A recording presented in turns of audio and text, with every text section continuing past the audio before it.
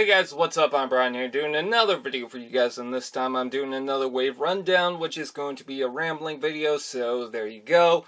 Anyways, today we are taking a look at wave 1 of the Leader Class Transformers Age of Extinction figures, which if you're going to argue that wave 1 was the only wave, well, technically no. We did have a re-release for Bumblebee that was a Leader Class figure, and I believe that was supposedly wave 2, but I'm not sure exactly where he got released. He never really got released in my area, except for maybe Canadian Tire, and something fell in the background.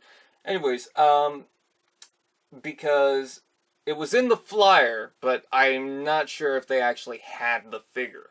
So, with that out of the way, this is the Leader Class figures, and a lot of people do not like these figures, which I totally understand. I get it.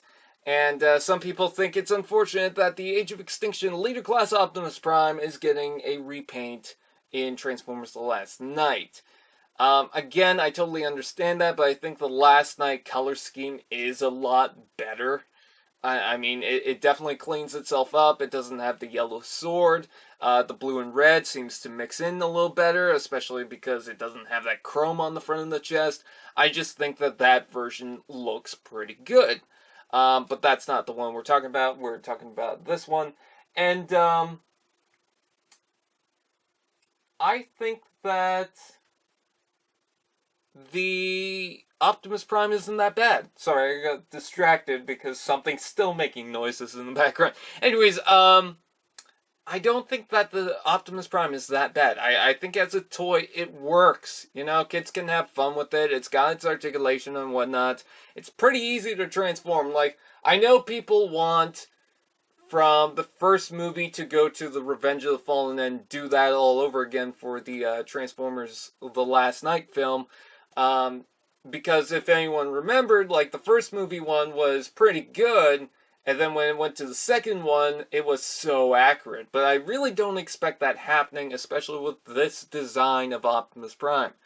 I think that as far as this design for Optimus Prime, it's pretty good. Now, you could argue that they kind of did that with the Voyager Optimus Prime, but I don't know exactly. I mean, that's not a total 180 of the original design to the new one, like the first movie to Revenge of the Fallen Optimus Prime, but it's definitely a lot better as far as I know. I don't have the figure, so I can't really say that. But anyways, moving on to Optimus Prime, the one we've got here. I'm sorry that I keep rambling off onto something else, but again, I said that there's going to be rambling. This Optimus Prime is pretty good. I like it.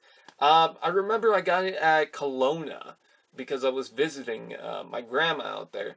And I bought it because there was a huge sale, and people were like, okay, here you go, here's some money, you can spend it on whatever the hell you want, and it'd be like, okay, we're going to have a good, fun time out here, and you're going to get something out of it, you know, that's going to be cool, it's going to be memorable. And I decided, okay, I'm going to buy the Leader Class Optimus Prime, because I was kind of curious, I wanted it, and I thought it looked cool. And then I also got the Grimlock at the same time. And when I did, I was really surprised by how much I liked it. I really am. Let me tell you this. First off, the kibble. I know that's a problem, but I expected kibble, okay? First up, this isn't the only figure with kibble. People make it sound like it's the only figure in the world with kibble. But I seem to remember there's a lot of Transformers with kibble. I seem to remember that for Revenge of the Fallen and Dark of the Moon, that was one of the biggest problems, was the amount of kibble. And now Optimus Prime does it, and it's like, oh, it's like he killed someone or something. It's like all this kibble killed someone. And no, it didn't. At least that's how people kind of reacted to it. I do understand because there is a lot of kibble on it, but at least the shoulder armor has somewhere to go, you know, that's kind of what Optimus Prime has, and then it's got the skirt things on the side there, you know, that's kind of what Optimus had, and then it has the parts for the legs that don't really hide, but at least they have somewhere to go so it's not in the way, and then yeah, it's got the backpack with the tires, but I really don't know where else they would go except for what the Voyager class Optimus Prime did. But as far as this is concerned, this is also the first design. Again, you gotta remember the first design for the movie Optimus Prime. You know, there's some things they could have changed up, and I mean, look at the back tires on that one when that got released. They just put it on the back of the legs. That was it. Like, I went back to look at that leader class Optimus Prime, and that's all they did was put it on the back of the legs.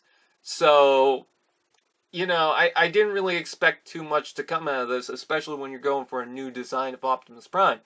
But considering the modern day and how many of these figures look like from the last movie, like what I'm talking about is how many designs from Transformers The Last Night is the same as Transformers Age of Extinction.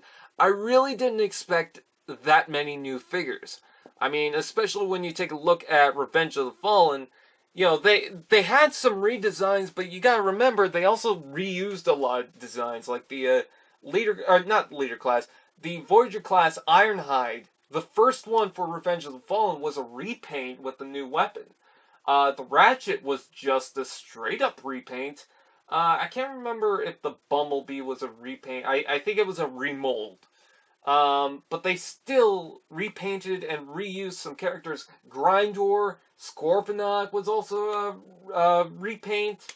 And then there's a couple of other figures. The Starscream figure got repainted into Ramjet and Skywarp, despite the fact that there was a new version of Starscream.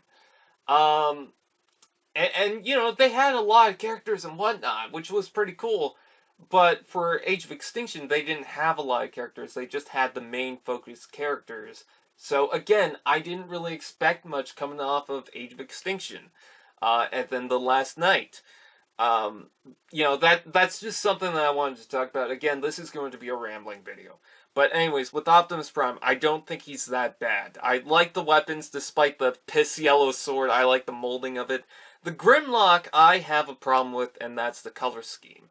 I hope that for Transformers The Last Night, there's going to be a Grimlock coming out for the Lear class lineup that's going to be in that nice gray. I mean, yeah, you could get the 2-pack version, but if you don't have that and you never got it and it's too expensive, I want them to do another Grimlock that's in gray. And that looks accurate to the on-screen portrayal, despite the fact that a lot of people are complaining about the Voyager class one that now we have an accurate version of, and people are complaining about it despite the fact that the complaints for the older one was it didn't look like the on-screen version. Now you have it, now you're complaining it's a repaint. I really don't understand that. But anyways, the Grimlock here, the mold itself isn't too bad. And something that I really just noticed is he doesn't have a lot of kibble going for him. He's got these little things that hang off the back of him, and to be honest, that's not much. That really isn't saying much. He has a nice presence to him, a nice clean build. I mean, he's got the dino arms, or dino paws, claws, whatever you want to call it, on his arms, but that's pretty much it that I can find. I mean, you could say that his weapons are kibble, but not necessarily. At least they're doing something for the robot mode. Not just like, okay, we have to get these out of the way. So, there isn't really a whole lot of kibble to this toy. Now, you can argue that they really did a lot for the alt mode, not so much for... Or, they did a lot for the robot mode, not so much for the alt mode, and I can totally see that. But, to be honest, there's not much kibble going into this toy, and I like that. Now, I like the aesthetic of the Voyager class one. I don't have that. It seems like someone is probably going to send that Grimlock, but I don't know. We'll have to wait and see. But anyways, with that said, I really do like this Grimlock, mold-wise. The paint job, I really don't like. But the paint job, I don't hate it as much as I thought I was going to. But again, as I was talking about with the Kelowna trip, like, on the ride back, all I was messing around with was the Optimus Prime and Grimlock. I had some Generations Deluxes and whatnot, and I already had these for a couple of days, but I was messing around with that Optimus and Grimlock. So, to me personally, I don't feel like they're doing too much wrong. I understand why people are complaining about it, and I totally that's redundant of me to say understand twice. Anyways, I totally get it. But in my personal opinion, I don't think they're that bad as a toy. Okay? And if it's good as a toy, then I'm fine with it. If it's good as an on-screen portrayal and it doesn't annoy me too much, then I'm fine with it. And I don't think it's a good on-screen portrayal. I think there's some stuff aesthetic-wise, paint-wise, that really should have changed. But as far as I'm concerned, as a toy, these work. So anyways, that is pretty much it. I thank you guys for watching. Please like, comment, share, subscribe. All this fun. Do that, and I'll see you guys next time.